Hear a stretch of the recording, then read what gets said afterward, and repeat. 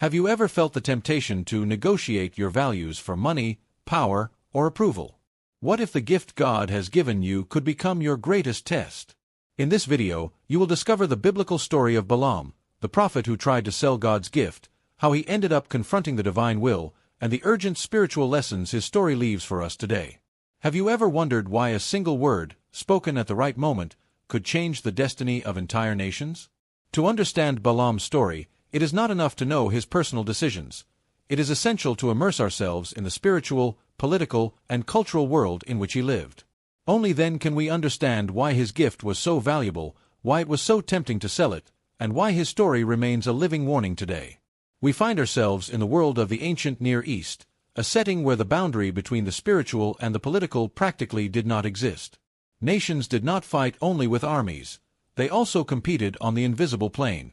Kings, priests, and diviners firmly believed that the favor or wrath of the gods determined the outcome of wars, harvests, and rains. In this context, a blessing could secure prosperity, and a curse could seal total ruin. The people of Israel were living through one of the most decisive moments in their history. After leaving Egypt and crossing the desert, they advanced as a large, organized multitude, deeply marked by the idea that their God was not local or limited, but sovereign over all things. This detail is key. While neighboring nations worshipped territorial gods, Israel affirmed that its God acted wherever he wanted and whenever he wanted. This generated more than fear, it generated spiritual insecurity. The surrounding peoples did not see Israel only as a military threat, but as an unsettling mystery. They could not predict them or control them using the usual methods. And in a world where spiritual control was as important as military control, this was profoundly alarming. The cultures of the time understood the universe as a field of spiritual forces in constant conflict. There was no concept of neutrality. Every event had a spiritual cause behind it. If one nation prospered, it was because its God was strong. If another fell, it was because it had lost divine favor. That is why hiring a prophet or diviner was not cheap superstition, it was a matter of state strategy. In this scenario appear figures we might today call spiritual specialists. People known for their ability to invoke blessings, pronounce curses, or interpret the divine will. Not all were the same. Some served temples, others worked independently. Some were sincere seekers of the divine, others understood their gift as a valuable commodity. And many, as we will see, operated in a gray area between the two. It is important to understand that in this time, words had power. They did not merely communicate ideas, they were believed to create realities. To pronounce something in the name of a deity was not symbolic, it was performative. To say was to do. That is why when a prophet spoke, kings listened attentively. Not because they were naive, but because they believed their destiny could depend on it. Now then, what happened when a nation felt spiritually outmatched? It sought help. And here the kingdom of Moab enters the scene, ruled by a king deeply unsettled by Israel's advance. Moab did not just see a multitude approaching its borders, it saw a force backed by a God who seemed unstoppable. Each victory of Israel reinforced the sense that fighting with weapons alone would not be enough. Here a crucial element of the context appears: collective fear. Fear not only paralyzes, it also leads to desperate decisions. And in the ancient world, one of those decisions was to seek someone capable of tipping the spiritual balance. This was not about faith, but about control. The goal was not to obey God, but to use the divine as a tool. That is why, when the king of Moab thinks about how to confront Israel, he does not first turn to open warfare, but to a spiritual strategy. He needs someone with reputation, someone whose word carries weight, someone whose fame crosses borders. And that someone will be Balaam. But before getting to him, it is important to pause on a key idea: spirituality as a political resource. In that time, spirituality was not private. There was no idea of an intimate, personal faith separate from public life. Religion was at the center of power. The gods legitimized kings, justified wars, and sustained social structures. Therefore, controlling spiritual discourse was a way of governing.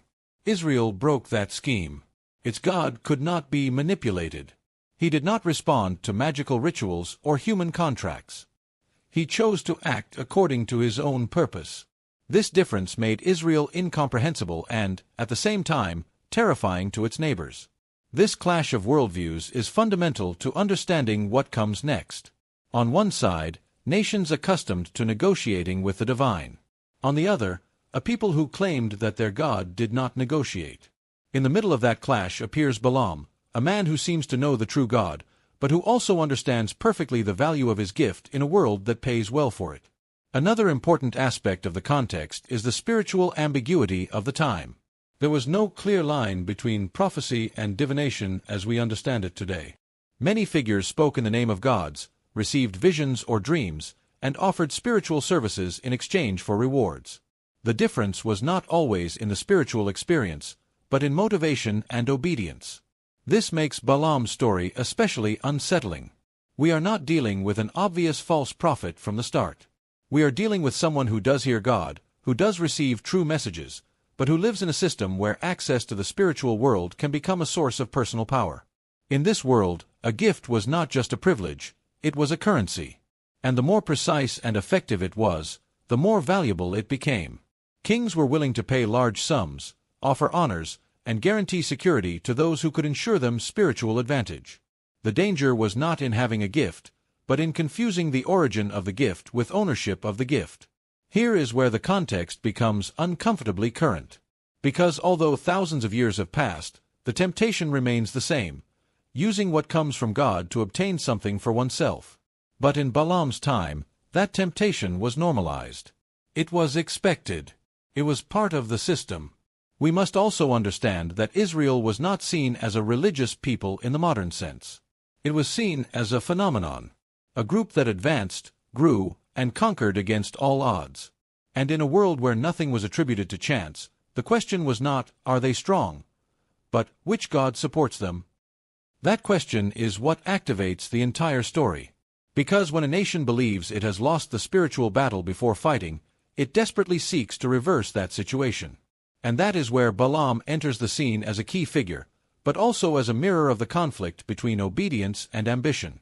The historical context shows us something essential. No one asked Balaam to lie. No one asked him to fake a divine word. What he was asked to do was to use his access to the spiritual realm to influence the destiny of others. And that, in that world, had a price. This detail is important because it changes the moral reading of the story. Balaam is not tempted to do something obviously evil. He is tempted to do something spiritually powerful with the wrong motivation. And that can only be understood if we grasp that he lived in a system that rewarded exactly that behavior. Therefore, before judging Balaam, we must understand his environment. An environment where spirituality was transactional, where gods were seen as negotiable forces, and where a prophet's success was measured both by effectiveness and prestige. Israel, without intending to, throws that system into crisis. Because its God does not respond to bribes, political pressure, or manipulated rituals. And when Balaam faces that reality, he also faces a decision that will define his story. This context prepares us to understand why Balaam's story is not just a strange anecdote, but a profound warning. It does not speak only of one man, but of a system. It does not speak only of an individual temptation, but of a culture that normalizes the sale of the sacred. And here is the question we must carry with us as we move forward in the story. What happens when someone who knows the voice of God lives in a world that rewards using that voice for personal benefit? That tension, born in this historical and spiritual context, is what will make Balaam one of the most unsettling figures in the entire Bible. With this setting clear, we are now ready to look directly at the central character. Because understanding Balaam's world is understanding why his story does not begin with a betrayal, but with an opportunity. And not all opportunities come from God, even if they appear spiritual. Who was the man kings sought when they needed to alter the destiny of a nation? Before judging Balaam for his decisions, we need to understand who he was, where he came from, and why his name carried so much weight in the ancient world. Because Balaam does not appear in the story as a marginal character or an obvious fraud. He appears as someone recognized, feared, and respected. And that makes his fall far more unsettling. The Bible presents Balaam as a man with a well-established reputation. He was not an improviser. He was not an unknown figure suddenly receiving an unexpected visit. Balaam was someone whose name already circulated among the powerful. His fame crossed borders. Kings knew who he was, what he did, and, above all, what was believed he could accomplish with his words. This already tells us something important. Balaam did not live isolated from the political and spiritual system of his time. He was part of it. He moved comfortably in that world where the spiritual and the political were intertwined. He was, in many ways, a professional of the sacred. The Bible describes him as someone who had real contact with God. This is crucial. We are not talking about a charlatan who pretended to have visions. Balaam spoke with God, received messages, and was aware that his gift did not come from himself. This detail breaks the comfortable idea that Balaam's problem was a lack of spirituality. It was not that. His problem was something far more dangerous. He knew God, but he was not completely surrendered to him. Balaam lived in a region where the figure of the seer was highly valued. These people did not only interpret dreams or omens. They were believed to be able to directly influence reality through words spoken with spiritual authority. And Balaam, according to the account, was especially effective. It was said that whoever he blessed was blessed, and whoever he cursed was under a curse. That reputation does not appear out of nowhere. Here we must pause for a moment, because this reputation raises an uncomfortable question. How can someone have so much spiritual power and yet end up being a negative example in the Bible? The answer lies in the difference between gift and character. Balaam had a gift. What was at stake was his faithfulness. Another revealing detail is that Balaam did not belong to the people of Israel. He was not part of the covenant. He had not grown up under the law of Moses nor within the collective history of that people. And yet, God communicates with him. This breaks categories. It shows us that God is not limited to speaking only to those we consider the right ones. God can speak wherever he wants. The question is not whether God speaks, but what the person does with what they hear. Balaam knew who God was. He did not confuse him with other gods. He did not mix him into a pantheon. When he speaks, he does so with clarity.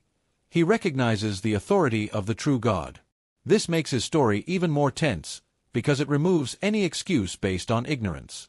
Balaam does not act wrongly because he does not know. He acts wrongly because he wants something more. And here his personal context comes into play. Balaam seems to live from his gift.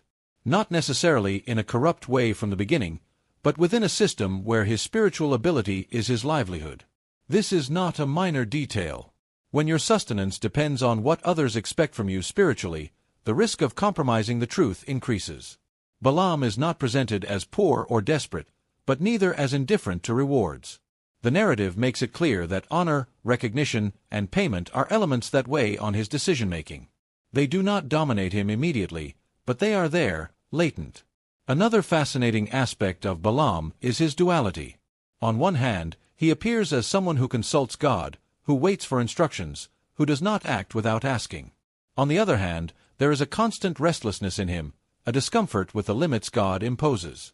Balaam seems to always be looking for a margin, a crack, a possibility to move forward without openly disobeying. This makes him deeply human. He is not a caricatured villain. He is someone who lives in tension. He wants to obey, but he also wants to benefit.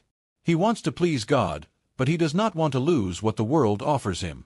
That tension defines his entire journey. Balaam's reputation also tells us that his words were not empty. When he spoke, people believed that something real would happen. And in the ancient world, perception was everything. If enough people believe your words have power, that power becomes real in social, political, and psychological terms. That is why, when a king decides to send emissaries to seek him out, it is not a minor gesture. It is a strategic investment. Balaam is not just a prophet. He is a resource. And Balaam knows it. Here is where the problem begins to take shape. Because when a person begins to see themselves more as a resource than as a servant, something shifts internally. The gift stops being a responsibility and starts to feel like a possession. The Bible does not give us many details about Balaam's private life, and that is intentional. What matters is not his childhood or his family background, but his position. Balaam is close enough to God to hear him, and close enough to power to be tempted. That middle point is dangerous. It is also interesting to note that Balaam does not immediately reject the king's interest. Nor does he accept it outright. He moves cautiously. He asks. He evaluates. He consults. This shows that he is not impulsive. His error will not be a sudden outburst, but an accumulation of small, seemingly reasonable decisions. This type of character is especially relevant for any audience, because it reminds us that great falls rarely begin with great sins. They begin with subtle concessions, with internal dialogues, with the idea that, I haven't crossed the line yet. Balaam sees himself as someone special, and in a sense, he is. Not everyone hears the voice of God. Not everyone receives clear messages. But that sense of uniqueness can easily turn into spiritual pride. And spiritual pride is one of the hardest to detect, because it often disguises itself as obedience. There is another element that makes Balaam particularly unsettling: his ability to speak correctly about God while living incorrectly before God. His words can be theologically impeccable. His problem is not what he says, but what he desires. This leads us to a key reflection for understanding his figure. Balaam does not want to oppose God. He wants to negotiate with God. He wants to find a way to comply with the divine without losing what the human offers. He wants both. And that divided desire is the core of his conflict.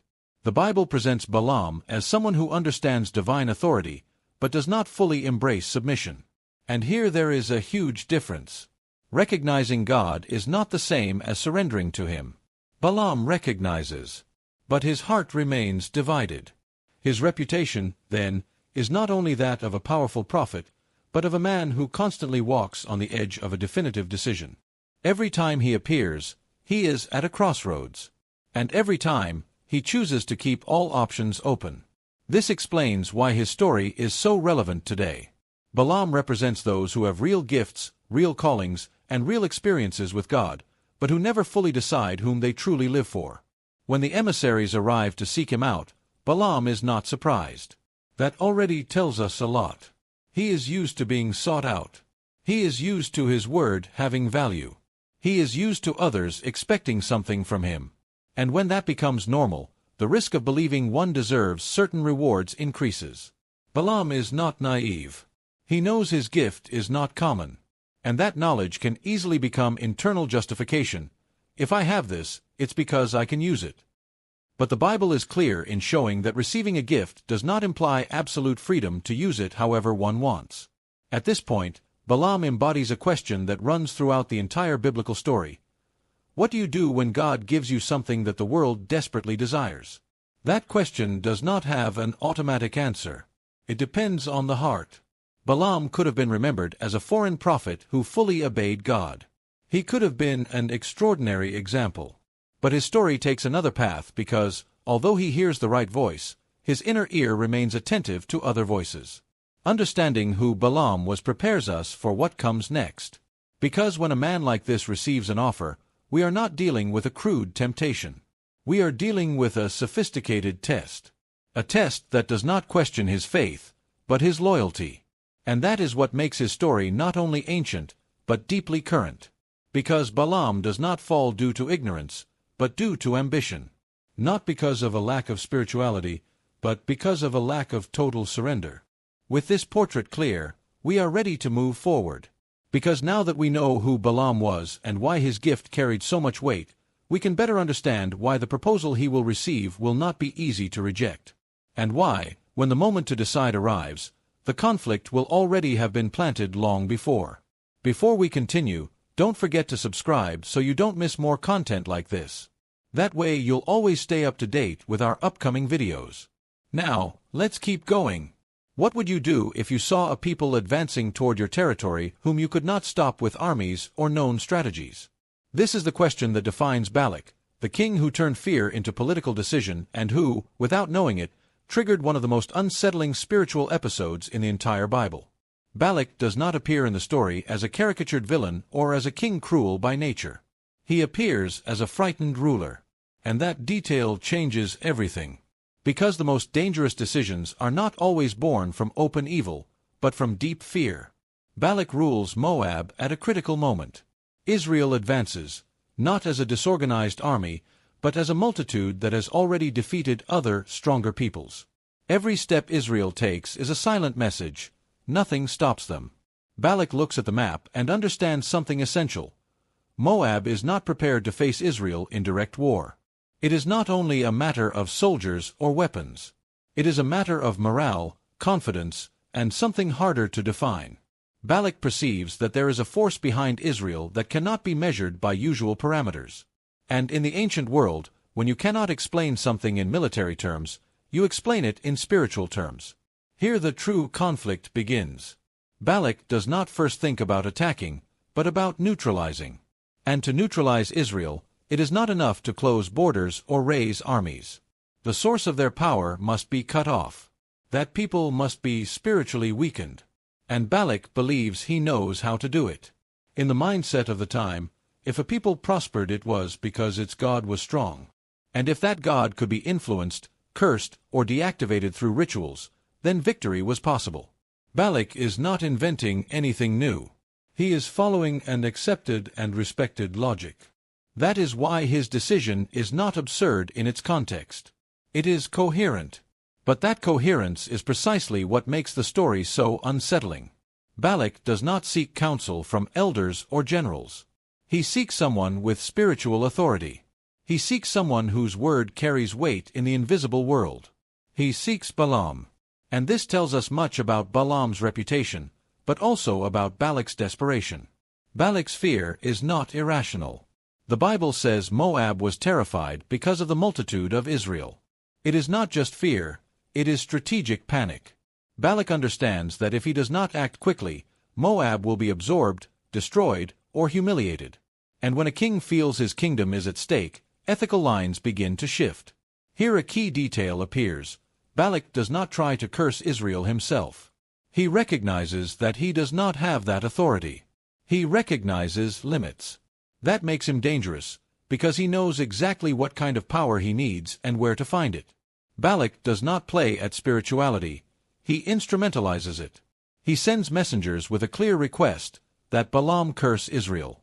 He does not ask for advice. He does not ask for interpretation. He asks for direct action. And along with the request, he sends rewards, honor, payment, recognition.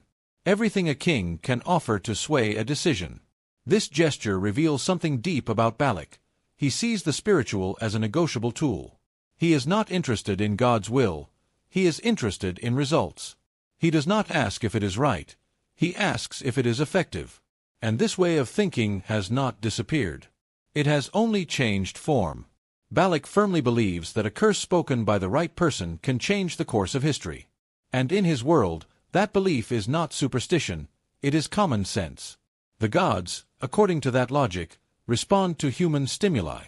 They can be persuaded, pressured, or even manipulated through the proper rituals. But here is the direct clash with Israel's theology. The God of Israel does not respond to human contracts. He cannot be bought or forced. He does not move out of fear or self-interest. And Balak does not understand this, not because he is foolish, but because his worldview does not allow it. For Balak, all gods function in similar ways. All have rules. All can be influenced. All respond to certain mechanisms. That is why, when he faces a god who does not fit that scheme, his reaction is not reverence, but frustration.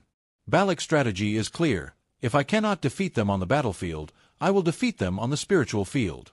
And if I cannot do it myself, I will hire someone who can.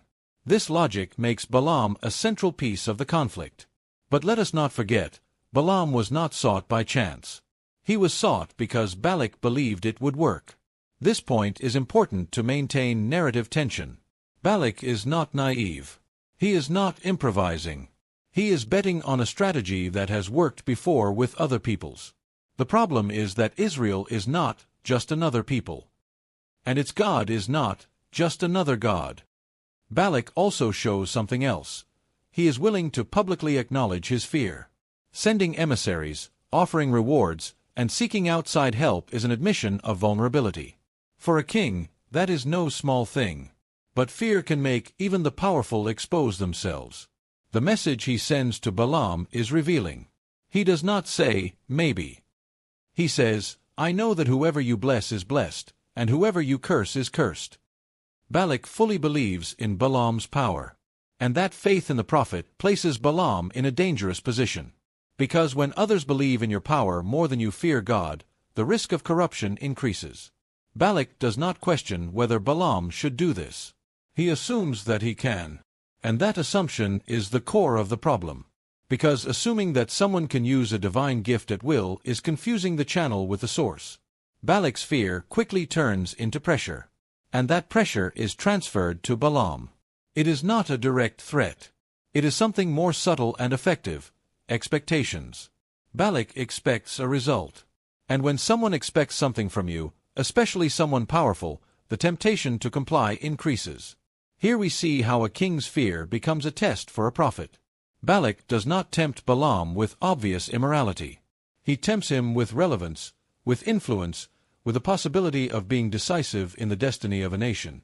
Balak does not understand that by trying to control the spiritual, he is confronting something far greater than himself.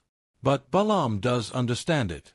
And even so, he decides to listen to the proposal. That is what makes this section so crucial to the story. Balak's fear also shows us how leaders react when they feel they are losing control. They do not seek truth, they seek solutions. They do not seek obedience, they seek results. And in that process, they can drag others into decisions that deeply compromise them. Balak represents all systems of power that see the spiritual as a means to an end. He does not care whether Balaam has a genuine relationship with God. He cares whether he can produce the desired effect. And that reduces the sacred to a transaction. This way of thinking creates the perfect stage for tragedy. Because when the sacred becomes a tool, the people who carry it become instruments. And Balaam is about to discover how costly that position can be. Balak's fear does not dissipate when Balaam initially resists. On the contrary, it increases. And that leads him to insist, to raise the stakes, to send more honor, more promises, more pressure. Fear, when not confronted with truth, usually intensifies. This persistence reveals another facet of the king. He does not accept no easily. He is used to having his will done. And when it comes to protecting his kingdom, he is not willing to give up. This turns his relationship with Balaam into a silent struggle between human expectation and divine limit. Balak does not understand why Balaam hesitates. For him, the logic is simple. There is a threat, there is a resource, let us use the resource. But the biblical story does not operate with that logic. And that is where the drama deepens. This section leaves us with an open question that keeps the tension high. What happens when a king's fear meets a prophet's ambition? Who will yield first, political authority or divine authority? Balak has made his move. He has shown his cards. He has made it clear that he is willing to pay whatever price is necessary to feel secure. Now the decision is no longer in his hands. It is in Balaam's hands. And that decision will not only affect Moab or Israel, but Balaam's own legacy. Because Balak's fear is not only the engine of the external conflict. It is the catalyst of Balaam's internal conflict. And when those two worlds collide, what is at stake is not just a curse or a blessing, but faithfulness itself. With this panorama clear, we now enter the point where the story stops being political and becomes personal. Because when power calls and fear pushes, the real question is not what the king will do, but what the prophet will do when the price starts to rise. What do you do when someone powerful offers you honor, wealth, and relevance, but God has already given you a clear answer? Here begins one of the most revealing moments in the entire story of Balaam, because in this first call there is no confusion, no ambiguity, and no divine silence. God speaks with clarity. The conflict is not in the message, but in the heart that receives it. When Balak's messengers arrive to seek out Balaam, they do not do so casually. They arrive with prestige, with carefully chosen words, and with rewards in their hands. It is not just an invitation, it is a proposal loaded with expectation. Balak does not write to him as to a stranger, but as to someone whose word can change the course of history. From the very first moment, Balaam understands that this is not just any consultation. And here something happens that reveals much about Balaam's character. He does not respond immediately. He does not accept, but neither does he firmly reject. Instead, he says something that sounds spiritual and correct. Spend the night here, and I will give you an answer according to what the Lord speaks to me. This phrase, seemingly pious, hides a deep tension. Because Balaam already knows the proposal is delicate, and yet he decides to open the door to the possibility. That night, God comes to Balaam and speaks to him with absolute clarity. There are no symbols, no confusing dreams, no coded messages. God tells him directly not to go with them and not to curse the people, because that people is blessed. It is a closed answer. It does not admit negotiation. It leaves no room for reinterpretation. This is one of the most important moments in the entire story, because here we see that Balaam does hear God. There is no doubt that he receives the instruction. He cannot claim ignorance. He cannot say he did not understand. God speaks clearly, directly, and without detours. This is where many would expect the story to end. Balaam has his answer. He could get up the next morning, dismiss the messengers, and close the matter. He could have been remembered as an upright, faithful, obedient prophet. But the story does not go that way. And not because Balaam immediately disobeys, but because he obeys only on the surface. When Balaam speaks with the messengers the next day, he tells them that he cannot go with them because the Lord does not allow it. Technically, he is telling the truth. But there is something that stands out. Balaam does not say that the proposal is wrong, nor that Israel is blessed, nor that Balak is acting wrongly. He simply says that he cannot go for now. This response leaves the door slightly open. It is not a definitive no, it is a conditional no. And that, in the world of power, is an invitation to insist. Balaam does not say it explicitly, but his tone suggests that the problem is not the intention, but the permission. Here an uncomfortable truth emerges. Balaam is not lying, but neither is he being fully faithful to the spirit of God's message. God did not only tell him not to go. He told him not to curse, because Israel is blessed. Balaam omits that part. And omissions are also decisions. Why not tell the whole truth? Because telling it would close the conversation. Because acknowledging that Israel is blessed and cannot be cursed would eliminate any future possibility. And Balaam, although he obeys formally, seems unwilling to close that possibility. This is a key moment for understanding the difference between external obedience and internal surrender. Balaam does the right thing, but not for the right reasons. He obeys, but his heart continues to negotiate. And that is what makes this section so tense. The biblical text does not tell us that Balaam repents, nor that he feels relieved for having obeyed. It shows us a man who complies with the order, but remains expectant. And that expectation is dangerous, because it reveals that the desire is still alive. The first call is a test of clarity. God does not test Balaam with ambiguity. He tests him with a direct instruction. And Balaam passes the test externally, but fails internally. Not because he goes, but because he waits for the situation to change. Here the spiritual psychology of the character comes into play. Balaam knows that God has spoken. But he also knows that Balak is powerful, persistent, and capable of offering more.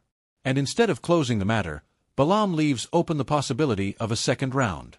This leads us to a crucial reflection. When God has already spoken, asking again is not always a sign of humility. Sometimes it is a sign of resistance. Sometimes we are not seeking direction. We are seeking permission to do what we already desire. The first call shows a God who sets clear boundaries. And it shows a man who respects those boundaries, only insofar as they do not affect his future expectations. Balaam does not rebel, but neither does he surrender. This type of partial obedience is especially dangerous because it is hard to detect. From the outside, Balaam appears faithful. On the inside, he is divided. And that division is the perfect ground for a fall. Balak, of course, is not satisfied. When the messengers return with the answer, the king does not interpret the no as final. He interprets it as a matter of level. That he needs to send more important people, with greater honor and greater promises. And here is the key point. The way Balaam responds in the first call encourages persistence. If he had been clear, firm, and complete, the story might have ended there. But by leaving space, Balaam becomes part of the problem. This moment also reveals something deep about how temptation works. It rarely arrives all at once. It usually comes in stages. First it tests whether you are willing to listen. Then it tests whether you are willing to consider. Finally, it tests whether you are willing to give in. The first call is not Balaam's great sin. It is the beginning of the process. It is the moment when it is decided whether God's voice will be enough, or whether something more will be needed to feel satisfied. God, in this first intervention, does not confront Balaam harshly. He simply tells him the truth. He shows him the boundary. He gives him the opportunity to fully align himself. And Balaam has that opportunity in his hands. But Balaam also has something else in his hands: his reputation, his status, and the possibility of gaining much. And although he does not choose them yet, neither does he let them go. This episode teaches us that the most dangerous spiritual conflict is not the one that manifests in open rebellion, but the one that hides behind incomplete obedience. Balaam does not challenge God. He simply does not surrender completely. The first call is, in many ways, an act of grace. God could have remained silent. He could have let Balaam act without guidance. But he speaks. And he speaks clearly. That removes any future excuse. From here on, Balaam's responsibility is total. It is no longer about discerning what God wants. It is about deciding whether he is willing to accept it without conditions. This moment also prepares the ground for what will come next. Because when the second invitation arrives, it will no longer be a surprise. It will be pressure applied to a desire that was already present. The story does not advance because Balaam did not hear God. It advances because, even after hearing him, he did not close the matter in his heart. And that leads us to a question that keeps the tension high. What happens when someone obeys God, but hopes that God will change his mind? The first call ends without visible tragedy, but with an internal crack. A small crack, almost imperceptible, but real. And in biblical stories, internal cracks are often more dangerous than external threats. With this scene closed, the story is paused, but not resolved. Balak does not give up. Balaam is not freed. God has already spoken. And now, everything is prepared for the next stage, where the pressure will increase and the true conflict will rise to the surface. Because when God has already said, no, the question is not whether he will speak again. The question is what the heart will do when the offer returns, bigger, more tempting, and much harder to refuse. And that is what we will see next. What do you do when God has already said no, but the offer comes back, bigger, more tempting, and far more difficult to reject? This is the question that defines the second invitation to Balaam and marks the point where the story stops revolving around divine clarity and begins revolving around human desire. Here God's voice does not change, the pressure does. And when pressure increases, the heart reveals what it truly wants. After Balaam rejects the first invitation, Balak does not give up. For a king driven by fear, a no is never the end, but a signal that he needs to raise the stakes. Balak does not interpret the refusal as a moral or spiritual issue. He interprets it as a negotiation problem. If Balaam did not accept the first offer, then the offer was not enough. So Balak does what many do when they want to bend a decision. He sends more important people, with greater authority, with more carefully chosen words, and with bigger promises. This second delegation does not only bring rewards, it brings honor, prestige, and an implicit promise of personal elevation. Balak does not just want to buy a curse, he wants to seduce the prophet's heart. And here something key happens. Balaam is no longer caught by surprise. This time he knows exactly what it is about. He knows what Balak wants. He knows what God said. He knows where the conflict lies. And even so, he decides to listen. This detail is crucial for understanding the seriousness of the moment. Balaam is not acting out of ignorance, but out of internal struggle. The emissaries arrive with a carefully crafted message. It does not sound aggressive. It does not sound desperate. It sounds reasonable. They tell him that Balak is willing to honor him greatly, that he will spare no reward, and that he will do whatever Balaam says. It is a proposal that flatters, elevates, and promises control. Balaam would not only be useful, he would be important. Balaam's initial response seems correct and spiritual. He tells them that even if Balak gave him his house full of silver and gold, he could not go beyond the word of God. That statement sounds firm. It sounds upright. It sounds like the speech of someone fully surrendered. But the story does not end there. And the detail that follows is the one that reveals everything. Balaam adds something unnecessary. He asks them to stay another night so that he may consult God again. And here the tension reaches another level. Because God had already spoken. There was no ambiguity. There were no pending conditions. There was no partial instruction. The command was clear: do not go, do not curse, because the people are blessed. So why ask again? This question is uncomfortable because it exposes a very common temptation. When we do not like God's answer, we dress our resistance in spirituality and ask again, hoping for a different version. We are not seeking direction. We are seeking authorization. We are not seeking obedience. We are seeking a loophole. Balaam does not consult again because he did not understand. He consults again because he hopes something has changed. And that something is not God. It is the offer. The reward is now greater. The pressure is stronger. The recognition is more attractive. And Balaam wants to know if now he can. This second consultation reveals something profound about the human heart.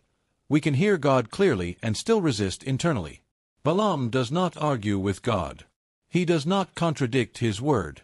He simply asks again, as if persistence could modify the divine will.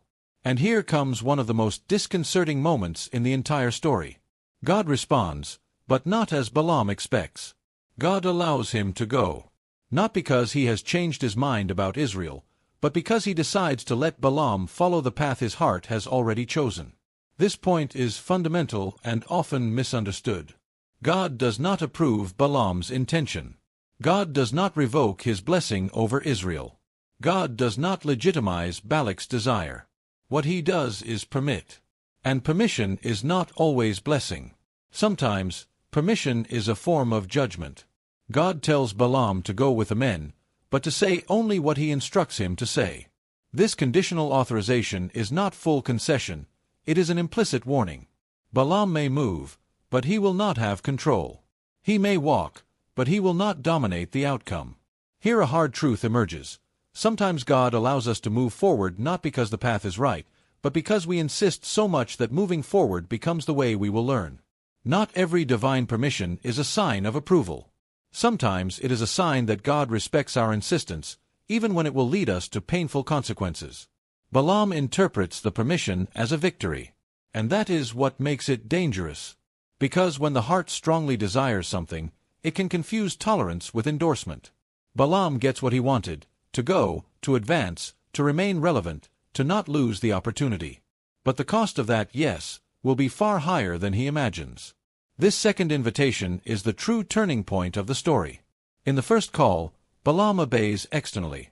In the second, he crosses an internal line. Not because he goes physically, but because he has already decided in his heart. It is important to note that Balaam does not go in open rebellion. He goes convinced that he is doing something permitted. This makes it even more dangerous. He does not see himself as disobedient, but as someone who has managed to balance the divine and the human. He believes he can have both, obey God and accept the reward. But the Bible is clear in showing that this balance is an illusion. One cannot serve two opposing wills without paying an internal price. And Balaam is about to discover it. The journey that begins here is not only geographical, it is spiritual. Balaam sets out convinced that he is in control, but in reality he is entering a territory where his motivation will be exposed, confronted, and corrected in a humiliating way. This section also shows us something important about the nature of temptation. It rarely disappears after the first no. It returns. And it usually returns better dressed, with stronger arguments and greater promises. That is why the first rejection must be firm and complete. Leaving doors open invites persistence. Balak understands this perfectly.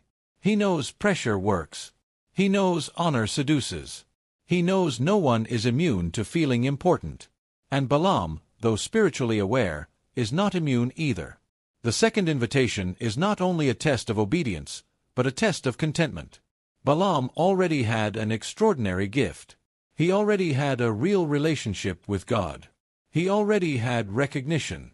But it was not enough. He wanted more. And that desire is what opens the door to the greater conflict. Here is where the story becomes unsettlingly close. Because many can identify with Balaam not in obvious sin, but in rationalization. In the idea that, if God allows it, then it must not be that bad. In the temptation to confuse opportunity with calling. The biblical narrative does not rush this moment. It presents it calmly, almost normally. Balaam rises, saddles his donkey, and sets out with the men. There is no visible drama. There are no audible warnings. Everything seems to move forward smoothly. And that is precisely what is unsettling. Because sometimes the wrong path does not begin with obstacles, but with ease. Sometimes there is no external resistance, because the conflict has already been resolved internally. Balaam does not go forced, he goes convinced. But the text makes one essential thing clear: although Balaam goes with permission, the anger of God is kindled. Not because of the act of going, but because of the intention with which he goes. God looks at the heart, not only at the action. And Balaam's heart is already inclined toward the reward. The reason lies in the strength of desire. When someone has already decided in their heart, even the clearest signs can become mere obstacles to overcome. Balaam does not stop because he has already emotionally invested in the outcome. Turning back now would mean admitting that everything was a mistake. And that is costly. This journey is a mirror for anyone who has pressed forward knowing, deep down, that something was not right. Balaam does not ignore God. He ignores the discomfort that full obedience causes him. And he prefers to move forward with warnings than to stop and realign his heart. The symbolism of the road is powerful. Balaam travels accompanied by men who represent the expectation of power, honor, and reward. He rides an animal that represents simple obedience and clear perception. And in the middle stands the angel, representing holiness that does not negotiate. Balaam is literally caught between opposing forces. The scene also redefines what it means to see. Balaam, the seer, sees visions when he is still, but does not see warnings when he is in motion. This teaches us that spiritual speed can be dangerous. When we move too quickly toward what we desire, we stop perceiving what God is showing us. This episode is not punishment, it is severe mercy. God could have let Balaam continue uninterrupted. He could have allowed him to reach his destination without confrontation. But he intervenes, even in a humiliating way, because there is still something that can be corrected. However, correction does not guarantee transformation.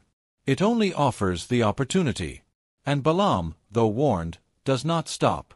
The journey continues, but the tension is no longer hidden. It is right at the surface.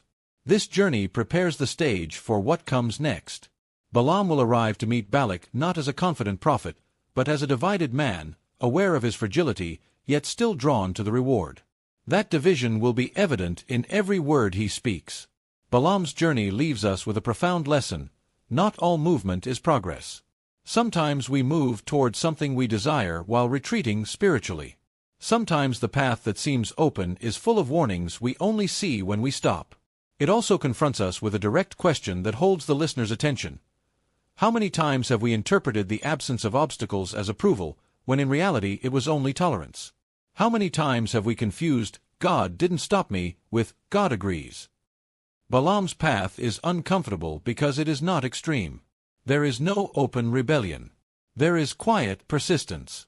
And that persistence is what carries him farther and farther from the initial clarity he had when God first spoke.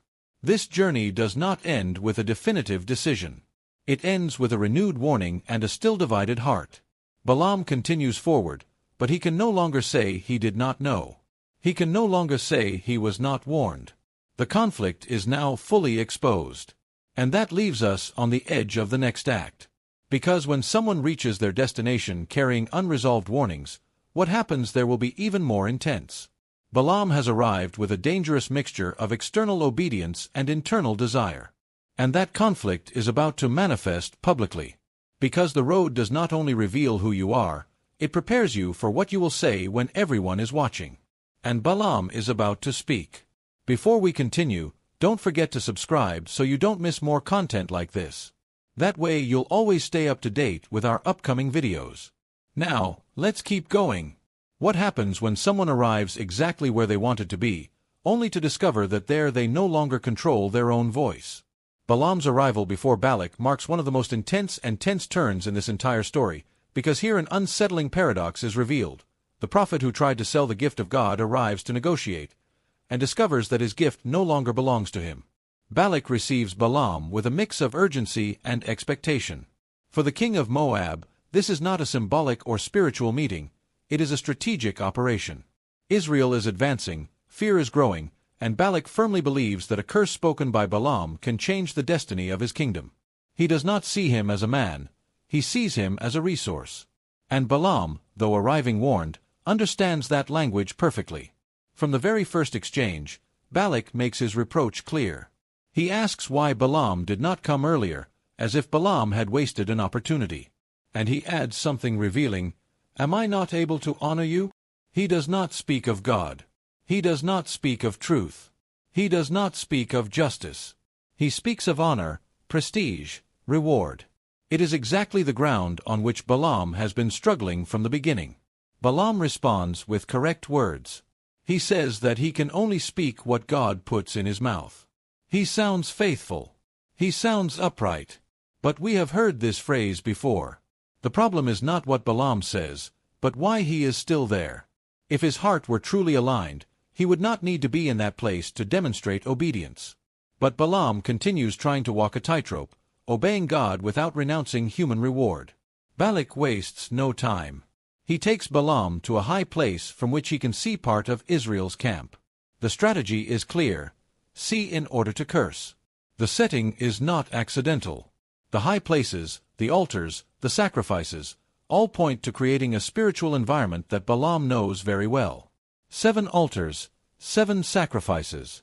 Everything is solemn, everything is costly. Balak is investing heavily in this moment. Here something crucial happens for the retention of this story. Balaam moves comfortably in this environment. He is not uncomfortable. He does not resist. He participates. He gives instructions.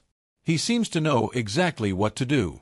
This shows us that Balaam's problem is not spiritual ignorance, but moral misalignment. He knows how to operate in the sacred, but that does not mean his heart is surrendered. Balaam withdraws to seek a word from God. And here the first great head-on collision between human expectation and divine sovereignty occurs. God puts words in Balaam's mouth, but they are not what Balak expects. Instead of a curse, there is blessing. Instead of judgment, there is favor. Balaam returns and pronounces a declaration that surprises everyone. Israel cannot be cursed, because God has blessed it. Balak's reaction is immediate. He is bewildered, annoyed, frustrated. This is not what he paid for. This is not what he expected. Balaam, for his part, remains firm, at least in words. He says he cannot go beyond what God has said. But the unsettling detail is that he does not leave. He stays. Here a dangerous dynamic begins that will repeat several times. Balak insists. He changes location. He proposes another perspective. He believes that perhaps from another angle, another altar, another context, the result will be different. And Balaam agrees to try again. Not to curse, he says, but to see what God says. But the very fact of trying again already reveals something important. When God has already spoken clearly, repeating the ritual is not faith, it is resistance disguised as spirituality. Balaam continues participating because he still hopes that somehow the result will change. He has not fully let go of the possibility of pleasing Balak and obtaining the reward. The second attempt produces the same result, but with greater force. Balaam not only blesses Israel, but declares that God is not a man that he should lie or change his mind.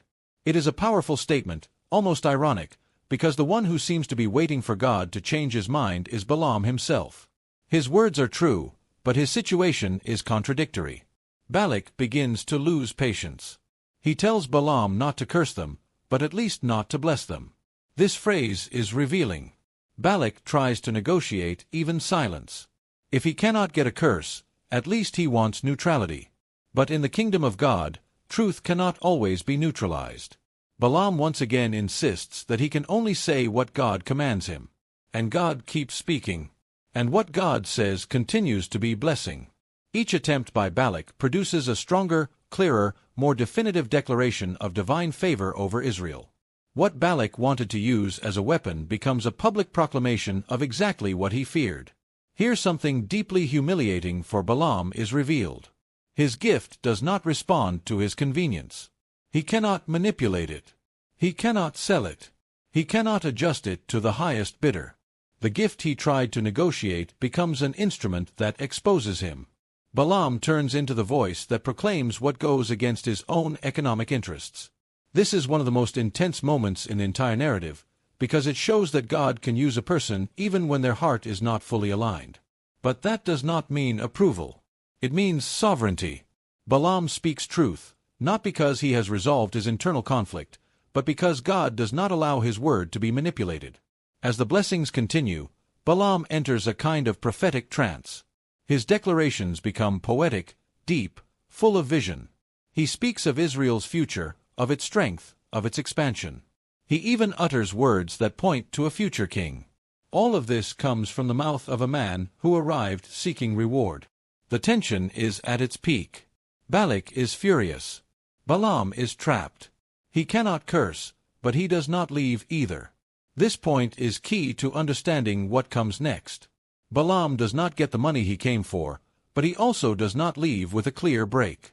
He keeps looking for a way to please both sides. Here appears one of the most unsettling silences in the text.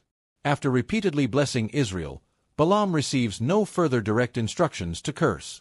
But neither are we told that he repents, nor that he renounces the reward, nor that he confronts Balak with moral firmness.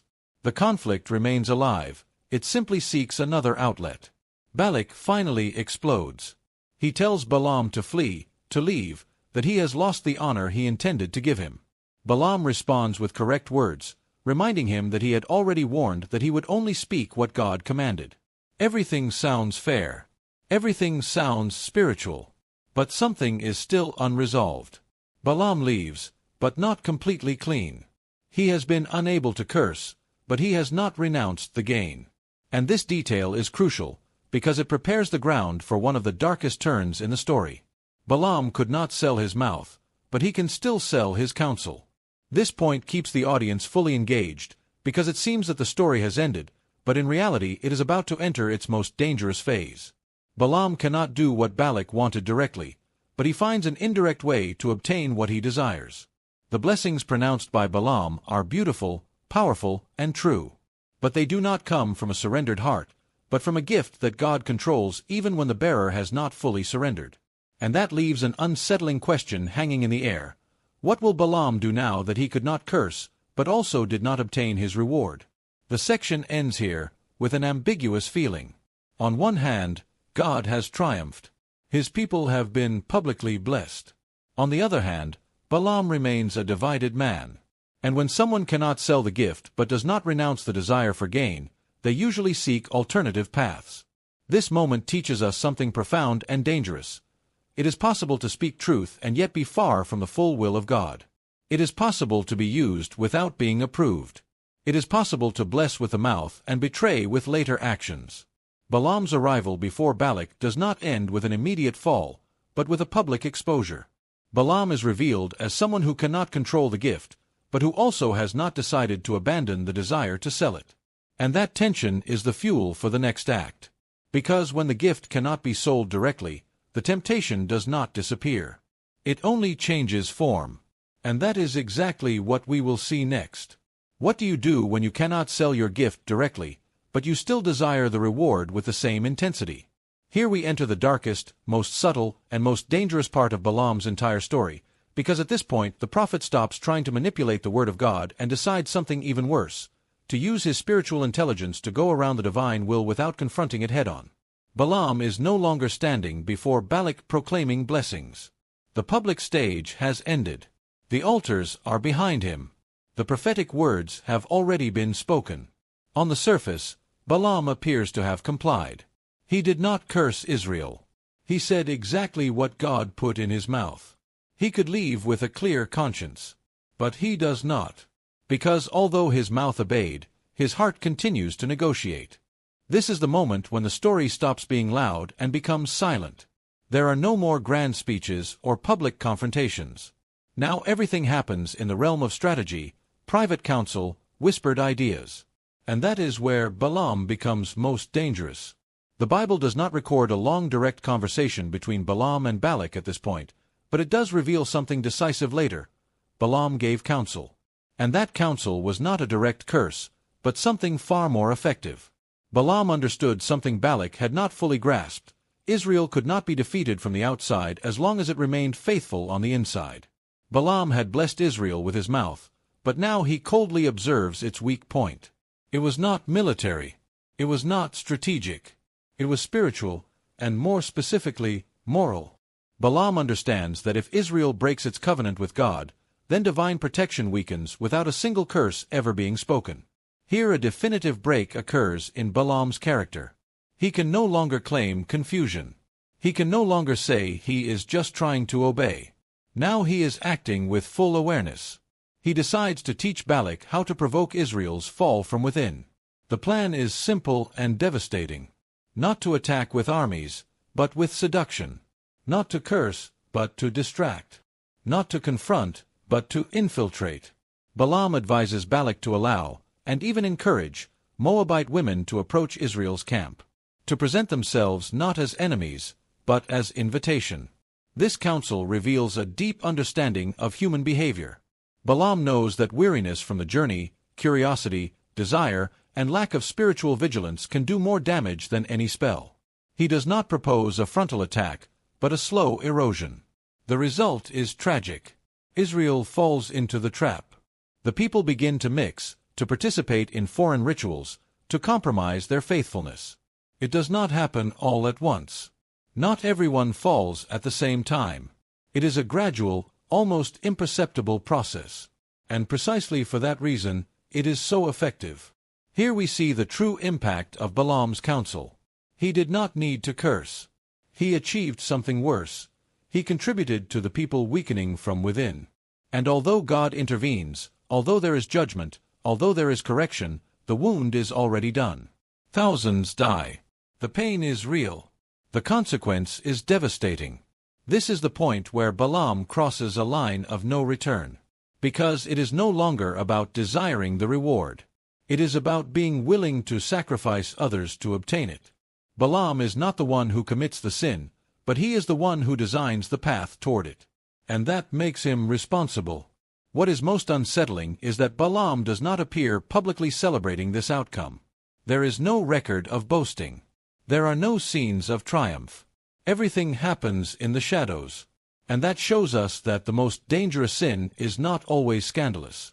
Sometimes it is silent, rationalized, and strategically presented as wisdom.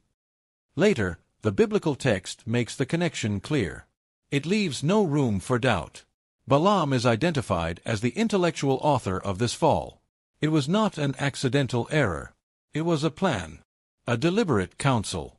And that fact completely changes how we understand his story. Here an uncomfortable truth is revealed for any attentive listener. It is possible not to disobey directly and yet still betray profoundly. Balaam did not curse. He did not contradict God with words. But he acted against God's purpose through indirect actions. This kind of betrayal is especially dangerous because it is often justified. Balaam could have told himself that he was not cursing, that he was not violating any explicit command. But he knew perfectly well what he was doing. He knew he was pursuing a result God had forbidden, just by another route. Balaam's counsel forces us to reflect on something key for retaining the message. When the heart does not surrender, creativity goes into the service of desire, not obedience. Balaam did not stop being intelligent. He did not stop being spiritual. He simply stopped being upright. This moment completely redefines the title of the story. Balaam did not only want to sell the gift of God. When he could not sell it directly, he sold something more dangerous: his discernment, his influence, and his counsel. And that product had deadly consequences. The biblical text moves on, and Balaam temporarily disappears from focus. But not because he was absolved. His shadow remains. His name becomes forever associated with the idea of spiritual corruption, misleading teaching, and influence that destroys from within. Later, when Israel faces armed conflict, Balaam reappears, but no longer as an invited prophet, but as a fallen enemy. He dies in the midst of war, far from honor, far from recognition, far from the reward he so desperately desired. This ending is deeply symbolic. Balaam sought proximity to power, but ends up dying among the enemies of the people he blessed with his mouth and betrayed with his counsel. There is no glory.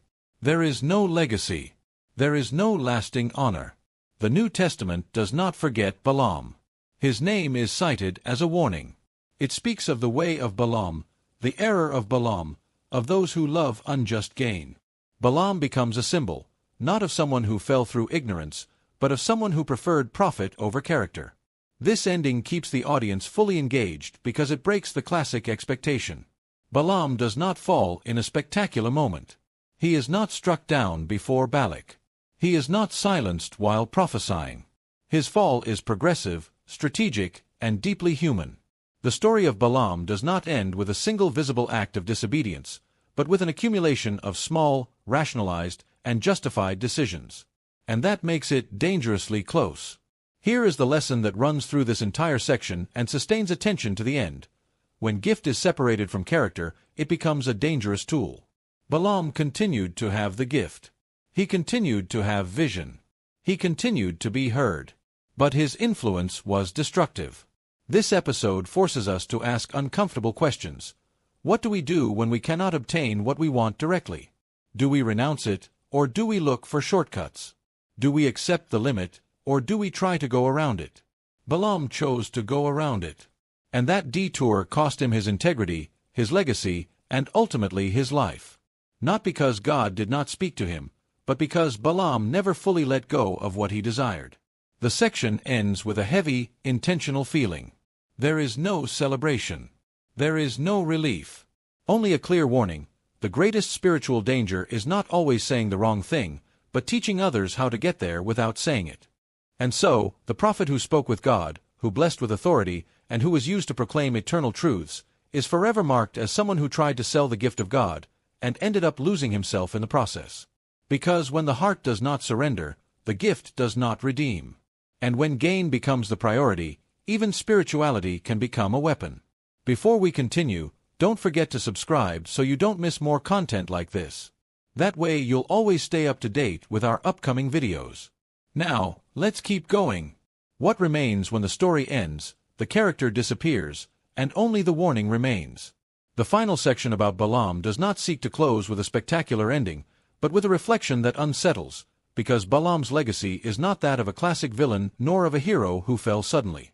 It is the legacy of someone who had an authentic gift, heard God clearly, and yet chose a path that gradually emptied him from within, decision by decision, until there was nothing left to recover.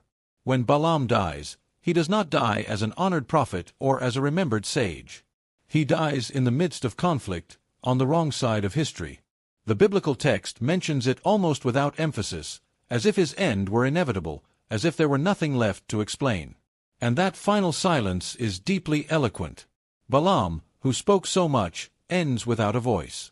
Balaam, who wanted to be heard by kings, ends without an audience. Balaam, who sought honor, ends without a legacy. But the story does not let him go completely. His name appears later, not to celebrate him, but to warn. He becomes a reference, a negative example, a symbol. And not because he was the worst, but because his fall was avoidable. Balaam was not deceived. He was not forced. He was not ignorant. He was conscious. And that is what makes his story so heavy. Balaam's legacy is not an ancient anecdote, it is an uncomfortable mirror. It represents those who discover they have a real capacity to influence spiritually, but do not work on their character at the same pace as they develop their gift. It represents those who know how to say the right words, but are not willing to live the right decisions when the cost is high. Balaam teaches us that a gift is not proof of approval, that speaking in God's name is not the same as walking with God, that being used is not the same as being transformed. And that distinction is fundamental, especially in contexts where spirituality is measured by visible results rather than silent integrity. One of the most unsettling aspects of Balaam's legacy is that he never stopped having the gift. At no point does the Bible say that he lost his prophetic ability. He never became spiritually mute. He was never unable to speak truth. And yet his life ended far from the will of God. This shatters a very common idea, that a spiritual gift guarantees moral protection. It does not. Balaam's case shows that a person can continue functioning spiritually while collapsing ethically. They can continue receiving words while losing direction. They can continue being consulted while no longer being trustworthy. And that is deeply dangerous, both for the one exercising the gift and for those who listen. That is why, when the New Testament mentions Balaam, it does not do so with nostalgia, but with warning. It speaks of the way of Balaam, not as a historical curiosity, but as a recurring pattern. A path where the desire for gain slowly displaces obedience, where convenience begins to dictate decisions, where truth is spoken, but adjusted, where the boundary is not broken abruptly, but circumvented. The way of Balaam does not begin with open betrayal. It begins with an unnecessary conversation, with a second consultation when the answer has already been given, with an obedience that does not close doors, with a heart that keeps looking back while the feet move forward. It is a progressive, subtle path, and very easy to justify. This is where the story becomes especially relevant today, because not all spiritual conflicts present themselves as a clear choice between good and evil. Many present themselves as choices between what is right and what is convenient, between full obedience and obedience only as far as it does not hurt too much. Balaam did not want to stop being a prophet. He wanted to be a prophet and something more. He wanted to keep the gift and gain the reward. He wanted to obey without renouncing. And that combination is unsustainable. Sooner or later, one of the two rules. And in Balaam's case, it was the desire for gain. His story also confronts us with a key question. What do we do when God has already been clear, but the opportunity keeps knocking? Balaam shows us what happens when we keep talking to what we should have dismissed. Temptation does not always enter by force. Sometimes it enters because we never close the door. Another powerful aspect of his legacy is that Balaam did not fall due to a lack of spirituality, but due to a lack of surrender. He did not lack revelation. He did not lack experience. He did not lack clarity. He lacked the willingness to let go of what he desired when it conflicted with what God had said. And here an uncomfortable but necessary lesson emerges. Authentic spirituality is not measured only by what we receive from God, but by what we are willing to lose in order to obey Him. Balaam was willing to lose reputation to obey, but not gain. He was willing to lose Balak's favor, but not the possibility of obtaining something from him. He always left a door open. The story of Balaam also teaches us something about the use of spiritual knowledge. Balaam knew a great deal. He understood the principles. He knew the weak points. And he used that knowledge not to protect, but to destroy. This reminds us that spiritual knowledge without love or integrity can become cruel. The counsel he gave to bring about Israel's fall was effective precisely because he understood spiritual dynamics. It was not a random attack. It was a strategy designed by someone who understood how faithfulness works and how it breaks. And that makes him even more responsible. Here there is a clear warning for anyone with influence. Not every clever piece of advice is righteous advice. Not everything that works is right. Not every successful outcome honors God. Balaam achieved what Balak wanted, but he lost everything that truly mattered. Balaam's end also shows us that short-term success can conceal long-term ruin. If Balaam gained any reward, it was temporary. If he gained recognition, it was fleeting. If he gained profit, it was of no use to him in the end. His name became linked not to what he achieved, but to what he lost.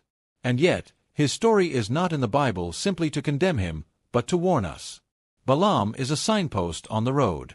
A story that says, be careful about negotiating what does not belong to you. Be careful about using the gift for purposes that do not honor the giver. Be careful about justifying what you know is not right.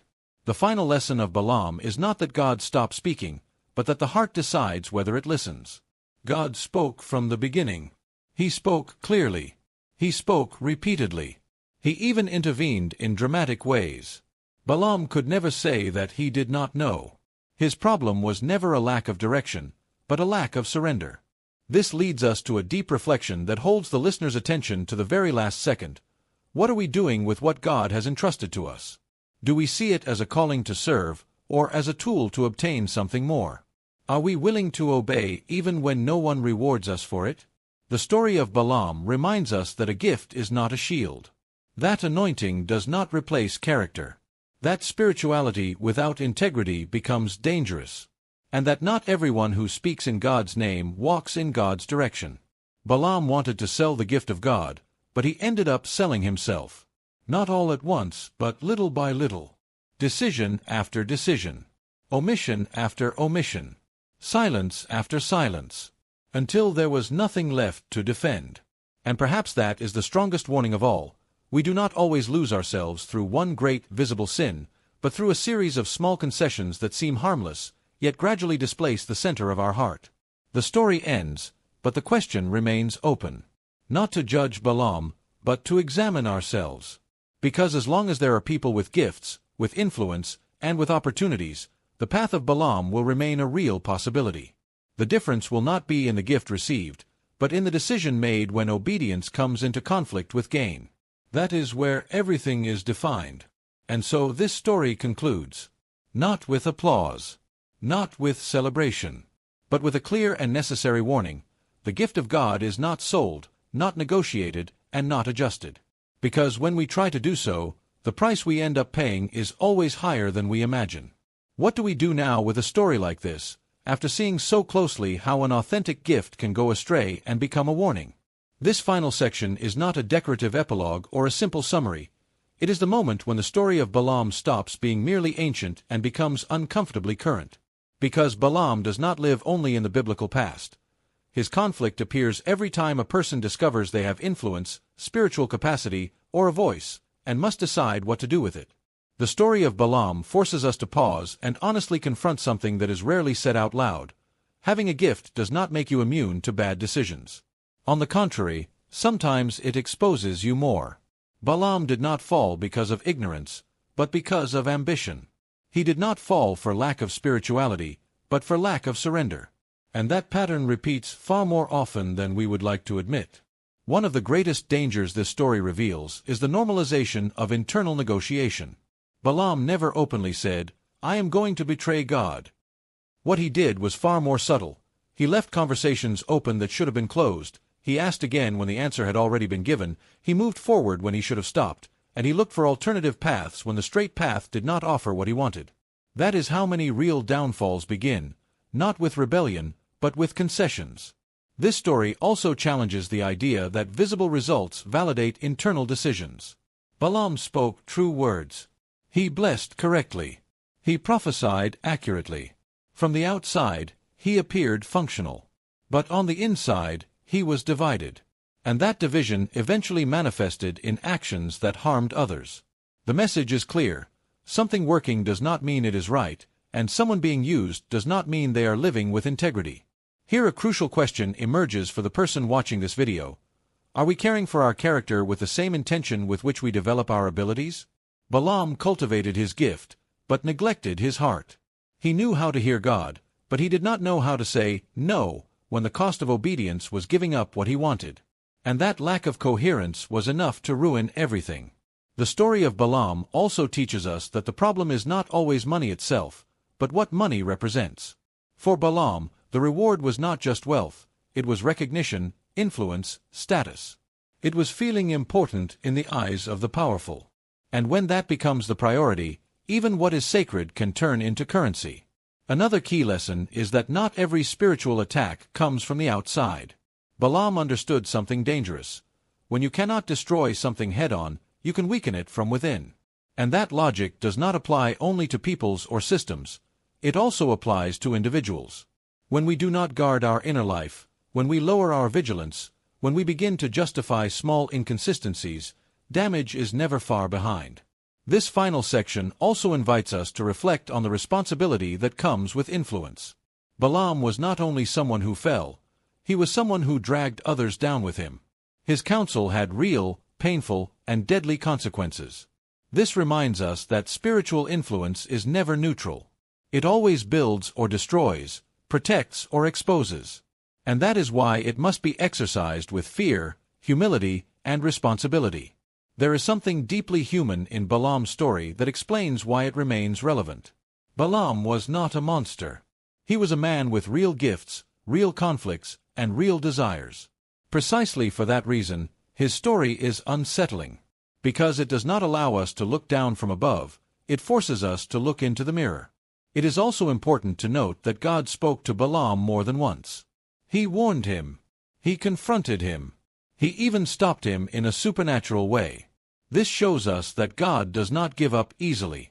But it also shows us that God does not force surrender. Divine clarity does not replace human decision. In the end, Balaam chose.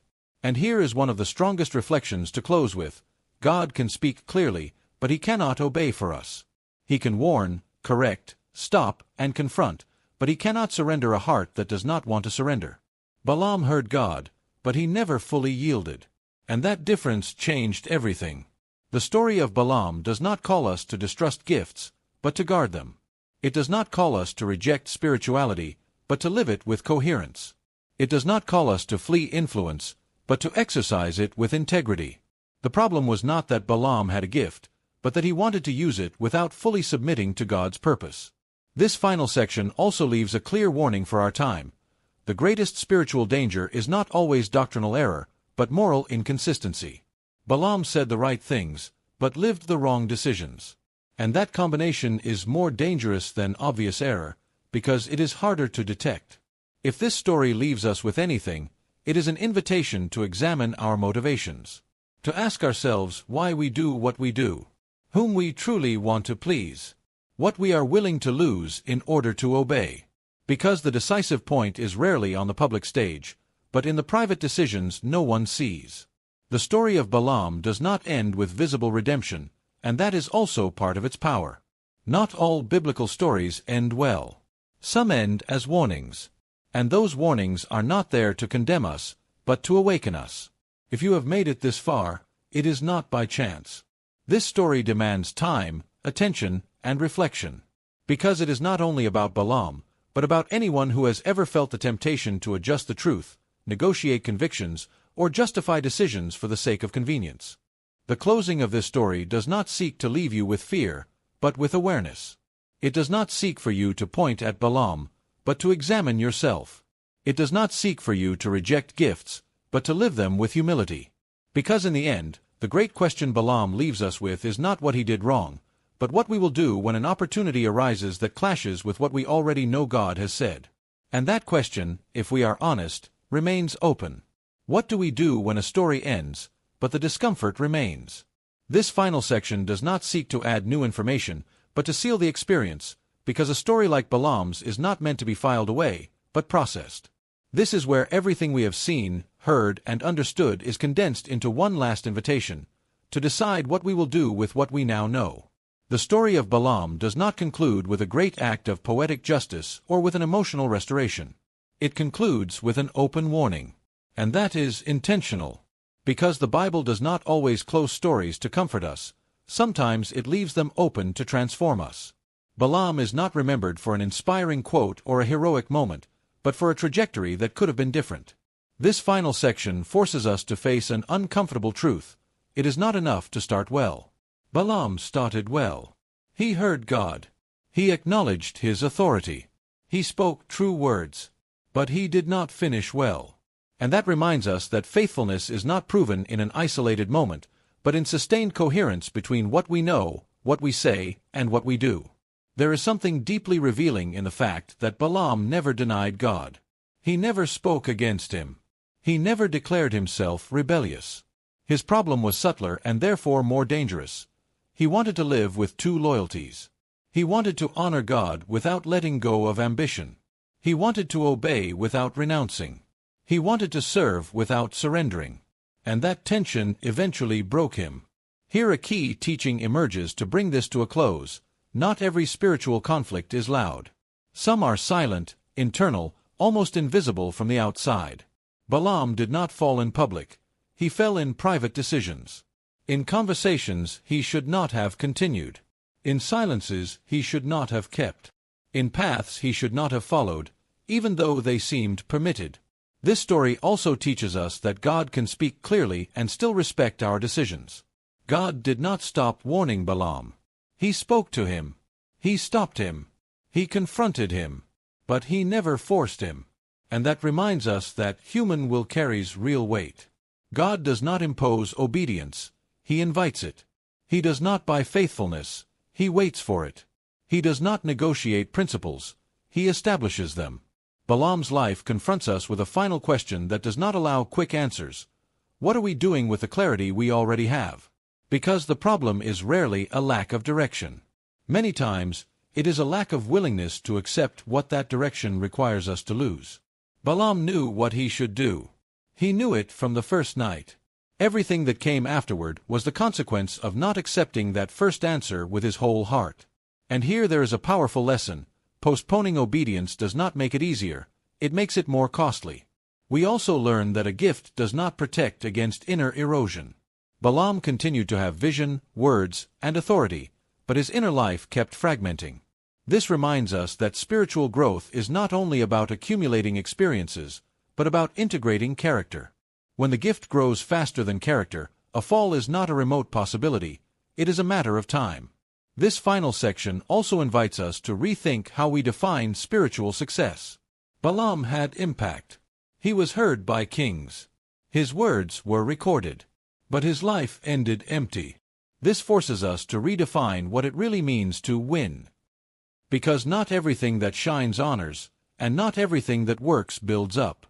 The story of Balaam leaves us with a very current warning.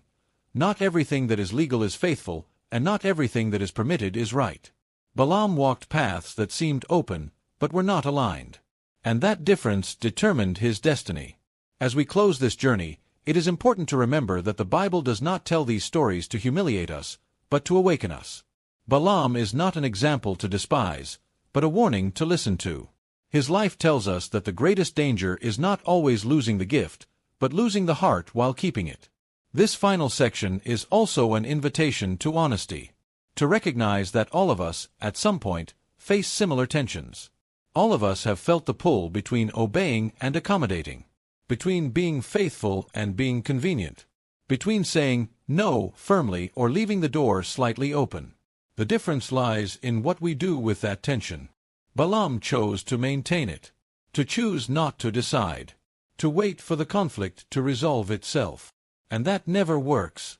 Because when we do not decide to obey, we are already deciding something else. The story ends, but the responsibility passes to the listener. Because now that we know the path of Balaam, we can no longer say we did not know how it begins or how it ends. The warning is clear. The mirror is in front of us. The decision is personal. This final section does not seek drama, but depth. Not applause, but reflection. Not an emotional ending, but awareness. Because the stories that truly transform us do not always end loudly. Sometimes they end in silence, and that silence speaks. If anything is clear at the end of this journey, it is this: the gift of God is not an object to be used, it is a responsibility to be honored. And honoring it means obeying even when no one applauds, even when there is no visible reward, even when renunciation hurts. Balaam wanted to sell the gift of God, but the story reminds us that the gift was never his to sell. And the same is true today. What we have received, whether great or small, does not belong to us to negotiate. It belongs to us to serve with. And so we close this story. Not with a comfortable period, but with an open question that continues to echo.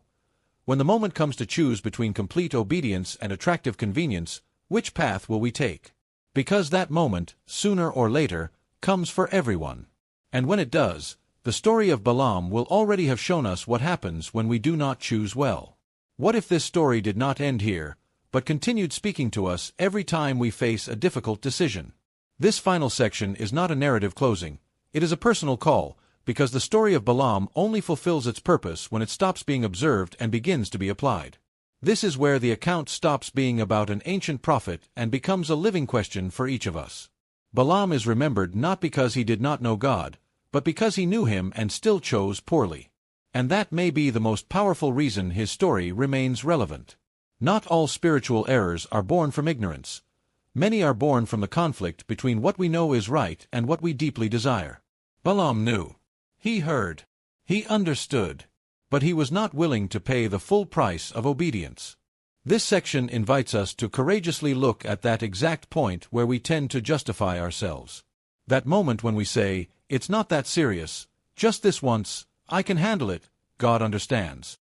Balaam could have said all of that too, and probably did, at least internally. Because no one falls without first convincing themselves that falling is reasonable. One of the hardest lessons of his story is that spirituality does not neutralize ambition, and unresolved ambition ends up using spirituality as a tool. Balaam did not stop being spiritual, he stopped being upright. And that difference is fundamental. Integrity is not only about saying the right thing, but about choosing it when doing so means losing something we value. This final section calls us to examine our deepest motivations, not the visible ones, not the ones we show in public, but the ones operating when no one is watching. Balaam was correct in front of Balak, but dishonest with himself. He never asked himself honestly enough why he was still there, why he did not leave, why he kept approaching a place he already knew he should not be. Here a key question arises that holds attention to the end. How many times do we remain in places, conversations, or decisions that no longer belong to us, simply because there is still something we want to get from them? Balaam was not held by force. He was held by expectation. The story also teaches us that God can use even divided people, but that does not mean he approves their division. Balaam was used to bless, but he was not transformed by what he said. And that reminds us that we should not measure our spiritual life only by what God does through us, but by what God is doing within us. This section invites us to stop comparing gifts and start evaluating direction. Balaam had an impressive gift, but he was walking in the wrong direction. And walking in the right direction with less visibility will always be better than moving forward with applause toward the wrong place. Another key aspect that emerges here is the danger of double intention. Balaam wanted to obey God, but he also wanted to please Balak. He wanted faithfulness, but also gain. He wanted to stay clean, but without losing the opportunity. And that mixture is toxic. Because when two intentions compete, sooner or later one dominates. This final section reminds us that not deciding is also a decision. Balaam never said, "I reject this forever." He never closed the door. He never broke the tie. He never clearly renounced it. And that lack of decision was his most costly decision. Sustained indecision wears us down more than firm rejection. We also learn that not everything that looks like a second chance truly is one. Sometimes it is just a repeated temptation. Balaam confused persistence with confirmation. He interpreted pressure as a sign. And that warns us of something very current. Not every open door comes from God, and not every silence is approval. This section seeks to keep the listener engaged until the end because it does not offer closed answers, but necessary questions. Questions that are not answered with words, but with choices. What do we do when the gift opens doors that character cannot sustain? What do we do when obedience costs us something we truly want? What do we do when saying no seems to mean losing relevance? The story of Balaam shows us that losing relevance can be painful, but losing integrity is devastating. Balaam ended up being remembered, yes, but for the wrong reasons. Not for his faithfulness, but for his warning. And no one wants their life to become a warning for others. This final section is also an invitation to coherence, to align what we believe, what we say, and what we do. To not live fragmented lives. To not use God as a justification for decisions born of desire rather than conviction. Balaam did not deny God. He treated him as a flexible boundary. And that is dangerous. As we close this story, one truth remains clear. Complete obedience is never comfortable, but it is always safe. Balaam sought security in gain, in human favor, in opportunity. But the only real security was in obeying from the beginning without conditions. Everything else was a costly illusion. This final section does not aim to leave you with guilt, but with clarity. Not with fear, but with discernment. Not with condemnation, but with an invitation to choose better. Because the story of Balaam was not written to point at a man who failed, but to warn all who might fail in the same way. And so we close this journey. Not with a comfortable conclusion, but with a question that continues to echo even after the video ends. When you have to choose between protecting your gift or protecting your heart, which will you choose? Because the gift can open doors, but only character decides how far you will go. What remains when the video is about to end, but the story has not yet finished doing its work within us? This final section is not a summary or repetition. It is a moment of integration, where everything we have seen about Balaam comes together to show us something much bigger than a biblical character. A human pattern that is still active today, silent, persistent, and dangerously familiar. If we look at the entire story of Balaam as a whole, we discover that his fall was not sudden or scandalous. It was progressive. Balaam did not wake up one day determined to betray God. His story is that of someone who postponed a clear decision until that postponement became character. And that is one of the most serious messages of the entire account. The greatest spiritual danger is not always saying yes to evil, but saying later to obedience. Balaam heard God from the beginning. That is undeniable. God spoke to him clearly, set boundaries, and gave him a definitive answer. But Balaam never accepted that answer as final in his heart. He accepted it as a starting point for continued negotiation. And that is where everything began, not with open disobedience, but with an unnecessary conversation that never should have continued. This pattern repeats itself again and again in real life. We do not always fall because we ignore the truth, but because we do not want to accept its consequences. Balaam knew what he should do, but he was not willing to lose what he could gain. He wanted to obey, but not renounce. He wanted to be faithful, but without it costing too much. And that internal tension followed him to the end. Here it is important to pause and underline something that holds the listener's attention. Balaam never lost the gift. He never stopped hearing. He never stopped speaking with authority. And yet, he lost his way. This confronts us with an uncomfortable truth. A gift does not guarantee direction, and ability does not ensure integrity. You can have spiritual ability and still be walking toward ruin.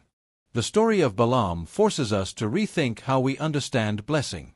Balaam was blessed with a powerful gift, access to kings, and an influential voice. But he confused blessing with permission. He thought that because he had ability, he could decide its use. He thought that because God spoke, he could negotiate the terms. And that mistake stayed with him until the end. One of the most revealing moments in the entire story is when Balaam blesses Israel against his own convenience. There we see something striking. God can use a person even when their heart is not aligned. But that does not mean the person is right. It means God is sovereign. And that sovereignty must not be confused with approval. This point is crucial to close the message with strength. Being used is not the same as being approved. Balaam was used to proclaim eternal truths, but that did not protect him from the consequences of his private decisions. The Bible does not present Balaam as someone who lost the gift, but as someone who lost the soul of the calling. When Balaam could not sell his mouth, he decided to sell his counsel. And there he crossed the final line. It was no longer confusion or ambiguity. It was a conscious decision, to use his spiritual knowledge to provoke the fall of others. And this reveals something even more serious. When ambition does not surrender, knowledge becomes dangerous. This is a message that sustains attention because it touches a sensitive nerve. The problem is not knowing a lot, but knowing a lot without character. Balaam knew how blessing worked, he knew how covenant was broken, he knew where the weak point was. And instead of protecting, he exploited. Instead of warning, he manipulated. Instead of walking away, he got involved. The result was devastating. Israel fell, people died, and the damage was real. Balaam does not appear celebrating, but his responsibility is clear. It was not an accidental mistake. It was a designed counsel. And that detail changes the entire reading. Balaam was not just a confused prophet. He was someone who chose to benefit from the harm of others. When he finally dies, Balaam dies far from the glory he sought. He does not die as a royal advisor or as an honored prophet. He dies as part of the conflict, without legacy, without spiritual offspring, without visible restoration. His story ends in silence, and that silence is heavy. But the Bible does not allow that silence to become oblivion. Balaam's name reappears as a warning. He becomes a symbol, not of the worst imaginable sin, but of the dangerous path of spiritual ambition. The way of Balaam is the path of those who love unjust gain, who accommodate obedience, who go around the command when they cannot break it. This closing matters because it reminds us that the Bible does not only celebrate the faithful, it also warns those who might stray. And Balaam is there not to be despised, but to be listened to carefully. His story tells us, this can happen to anyone who does not close the door in time. Here the message becomes deeply personal. Because all of us, at some point, face decisions where full obedience costs us something. It may be money, reputation, relationships, comfort, or control. And in that moment, the story of Balaam stops being ancient and becomes current. The question is no longer what Balaam did, but what we do when the price of obedience is high. Do we close the door firmly, or do we leave it slightly open, just in case? Do we accept God's first answer, or do we keep asking, hoping for a different one? Do we renounce clearly, or do we look for alternatives that allow us to have both? Balaam teaches us that we cannot. Sooner or later, the tension breaks. And it almost always breaks toward the side of the unsurrendered desire. Partial obedience does not hold up over time. It either becomes complete, or it falls apart. This final section also wants to leave something hopeful. The story of Balaam was not written to condemn, but to prevent. It is not there to say, this is how you will end, but to warn, this is how it begins. And that warning is an opportunity. Because unlike Balaam, we can close the door in time. We can choose to surrender desire before it becomes decision. We can prioritize character over gain. We can choose full obedience even when there is no applause. The great final lesson is this: the gift of God is not a tool for climbing, but a responsibility for serving. When we forget that, the gift stops being a blessing and becomes a test. And not everyone passes that test. Balaam passed many small tests, but he failed the great one, the test of renunciation. He never wanted to fully let go. He never said, enough. He never broke the tie with what tempted him. And that indecision was his deepest fall. This video ends, but the question remains, and that is intentional.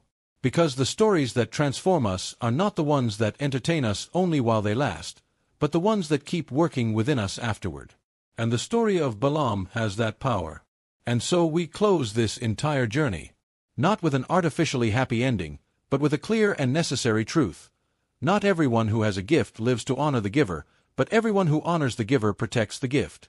The difference is not in what we receive, but in what we are willing to surrender. And now, the story is in your hands. Because Balaam has already made his choice. The final question, the most important of all, is which choice you will make when your moment comes. The story of Balaam leaves us with a clear and profound warning. Not everyone who has a gift lives to honor the giver. Sometimes the greatest danger is not losing faith, but negotiating obedience. If this journey made you reflect, question yourself, or see this biblical story with new eyes, then it has fulfilled its purpose. If you want to continue exploring intense, human, and deeply meaningful biblical stories like this one, subscribe to the channel and activate the notification bell so you don't miss upcoming videos. Like the video if this story impacted you, and help us reach more people with this content.